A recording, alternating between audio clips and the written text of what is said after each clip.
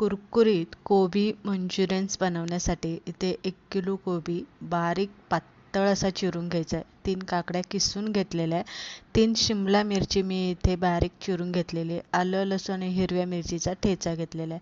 हे सगळं साहित्य आपल्याला एकत्र करायचं आहे. आलं लसूण हिरव्या मिरचीचा ठेचा घालायचा आहे. त्यानंतर यामध्ये अर्धा चमचा काळी मिर पूड घालायची आहे. शेजवान चटणी आपल्याला 2 चमचे घालायचे. 2 चमचे सोया सॉस घालायचं आहे. विनेगर 1 चमचा घालायचा आहे. टोमॅटो चिली सॉस आपल्याला 2 चमचे घालायचे आहे. लाल तिखट 1 चमचा घालायचा आहे.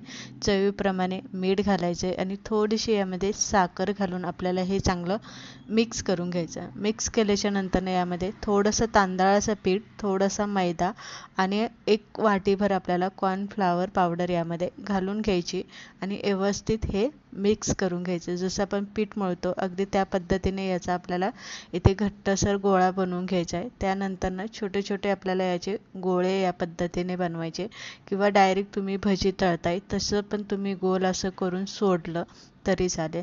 तेल चांगलं गरम करून घ्यायचं आहे. गरम झाल्याच्या नंतर त्यामध्ये हे मंचुरियन्स बॉल आपल्याला इथे सोडून घ्यायचे.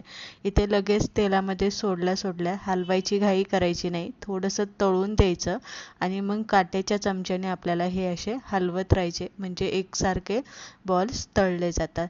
छान असा गॅस इथे मोठाच ठेवायचा आहे आणि मोठ्या आचेवरती चांगले सोनेरी कलर गोल्डन कलर येईपर्यंत कुरकुरीत असे हे मंचुरियन्स आपल्याला इथे तळून घ्यायचे.